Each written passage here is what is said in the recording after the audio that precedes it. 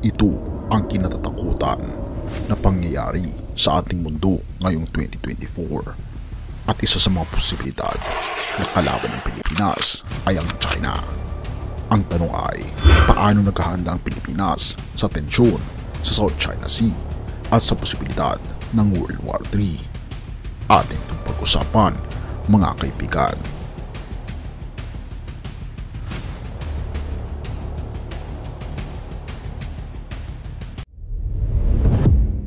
Noong Pebrero 2, 2023, inihayag ni Defense Secretary Lloyd Austin III ang pansamantalang pagbabalik ng mga sundalong Amerikano sa 4 na bagong military bases sa Pilipinas na nagbubukas muli ng military presence doon na naging dormant sa loob ng 3 dekada. Ang 4 na bagong bases na ito ay nakatuon sa isla ng Luzon sa hilaga ng Palawan sa Kanluran at nagpapalakas sa 5 orihinal na lugar sa buong Pilipinas.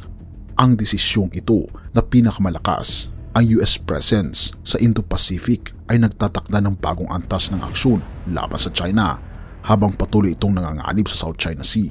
Sa pangamba sa banta na ito, kinukumpirma ng United States ang malakas na ugnayan nito sa Pilipinas dahil sa geographical na lokasyon nito. Kahit na nagkaroon ng malapit na ugnayan sa China ang nakarang administrasyon ni Duterte, hindi may pagkakaila ang mahalagang lokasyon ng Pilipinas. Ang pinakahilagang bahagi nito ay nasa 93 miles lamang mula sa Taiwan at ang kanlurang baybayin nito ay nakatutok sa South China Sea, kung saan ito ay nasa sentro ng impluwensya ng China. Sa gayon, ang pagbabalik ng mga sundalo ng United States sa mga base sa Pilipinas ay nagsisilbing senyales ng bagong yugto sa paghahanda ng United States of America laban sa China. Ngunit may malaking epekto ito sa Pilipinas dahil noong 1992 nang huling umalis ang mga sundalo ng United States sa Pilipinas, maraming Pilipino ang nagdiwang bilang pagtatapos sa kolonyalismo. Ngunit sa kasalukuyan ang Pilipinas ay aarelesa ng dumaraming banta ng China, kung kaya tinatanggap ni Pangulong Ferdinand Marcos Jr. ang pansamantalang pagbabalik ng mga sundalo ng United States sa militar na base ng Pilipinas at ibinalik ang relasyon ng United States at Pilipinas sa kanilang dating lakas. 1 buwan matapos payagang muli ng Marcos ang sundalong Amerikano sa mga base na umabot sa 78% ang kanyang porsyento ng pag-ayon sa pagpapakita ng malakas na suporta mula sa mga Pilipino. Gayunpaman, mayroong ilang leftist na political groups na nagproprotesta sa kamakailangang pagsasanib pwersa ni Marcos sa United States, lalo na pagkatapos ng kanyang pagpupulong kay President Biden noong Mayo. Gayunpaman, sa kabuuang pagsusuri, tila nauunawaan ng karamihan ng mga Pilipino ang pangangailangan ng aksyon ng ating Pangulong Marcos sa harap ng kasaysayan at kahalagahan ng tensyon sa China.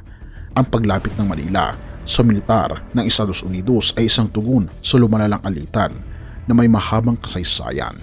Ang PRC ay naglathala ng unang opisyal na claim sa South China Sea noong 1947 at simula noon ay laging itinatanggi ang claim ng mga kalapit bansa sa loob ng nakaraang dekada. Nagtatayo ang China ng infrastruktura sa maliit na mga isla, atol at mga bahura sa dagat, kabilang ang mga runway, pantalan at radar facilities. Ang infrastruktura na ito ay nakakaapekto sa pangingisda, kalakalan at proteksyon ng lupa ng ibang mga bansa. Katulad din sa Vietnam, Indonesia, Brunei, Malaysia at Taiwan ay may alitan din sa mga territorial claim ng China sa dagat.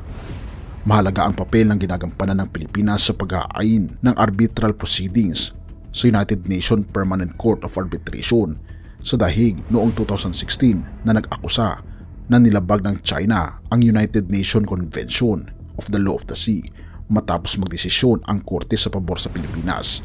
Tinawag ng China ang desisyong ito na illegal, walang bisa at null at nagpapatuloy sa pagsakop sa mga isla. Gayunpaman, sa kabila ng malinaw ng pagsuwat sa soberanya ng Pilipinas, itinuturing pa rin ni Pangulong Rodrigo Duterte ang China bilang isang kasusyo sa kalakalan at pinakamalakas ang ugnayan sa diplomasya na nagpapahiwatig ng prioridad sa mga oportunidad sa ekonomiya kaysa sa patuloy na laban sa mas malakas na kapitbahay pa sa mga maliliit na isla. Ngunit nararamdaman na ngayon ng mga mangingisda sa Pilipinas ang epekto ng kanilang pagkakapantay-pantay sa China sa pang-aagaw sa kanilang teritoryo na nagdudulot ng mas mababang kita. Sinasabi nila na ang pagpapabaya ni Duterte sa pagtutol sa pagsuway ng Beijing sa desisyon ng korte ang sanhi ng kanilang kasalukuyang kalagayan at ng dumaraming tensyon sa pagitan ng China, Pilipinas at Estados Unidos. Masakit na naapektuhan ang ekonomiya ng Pilipinas sa mga proyektong konstruksyon ng China sa South China Sea. Ang dagat ay mayaman sa likas na yaman at ang masaganang buhay sa karagatan, lalo na sa mga lugar tulad ng Scarborough Shoal, ay may malaking halaga sa industriya sa pangingisda ng Pilipinas. Ang konstruksyon ng China tulad ng pagsusubo ng sedimentong galing sa sahig ng karagatan upang makabuo ng bagong mga isla ay malaking nagdudulot ng pinsala sa buhay marino at nagboblok sa mga sasakyang pandagat ng Pilipinas. Hindi nababahala ang China sa katunayan na ang mga islang ito ay nasa eksklusibong ekonomikong zona ng Pilipinas. Ang lugar kung saan may jurisdiksyon ang Pilipinas sa mga yaman ng karagatan ito. Ang proyektong konstruksyon ng China sa South China Sea ay malinaw na nakakasama sa ekonomiya ng Pilipinas.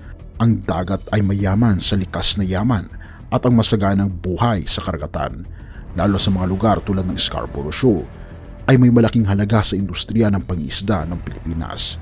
Ang konstruksyon ng China tulad ng pagsusubo ng sedimentong galing sa sahig ng karagatan upang makabuo ng bagong mga isla ay malaking nagdudulot ng pinsala sa buhay marino at nagbablak sa mga sasakyang pandagat ng Pilipinas.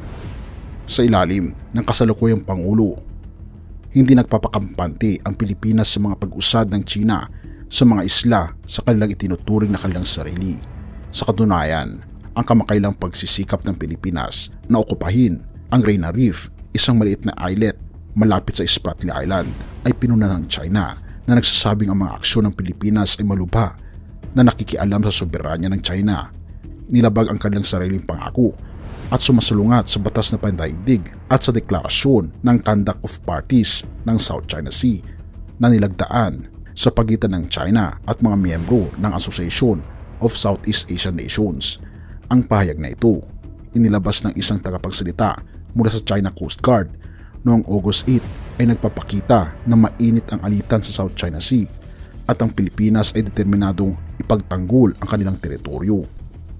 Bukod dito, noong September 25, tinanggal ng Philippine Coast Guard ang isang Chinese floating barrier na humaharang sa daanan patungo sa Scarborough Shoal sa South China Sea na malinaw na pagtutol sa teritoryo na claim ng China sa eksklusibong ekonomikong zona ng Pilipinas. Sa pangwawakas, ang Pilipinas ay isa lamang sa maraming bansa sa Indo-Pacific na napipilitang harapin ang tensyon sa United States at China. Wala ni isa, maging ang mga lider at mamamayan, ang nais pumili ng isang panig, ngunit ang lalong agresibong kilos ni Chinese President Xi Jinping ay pilit na nagtutulak sa Pilipinas na gawin ito. Kaya nga naman, lumalakas ang ating pwersa, nagpapadala ang ibang mga bansa ng mga malalakas na armas.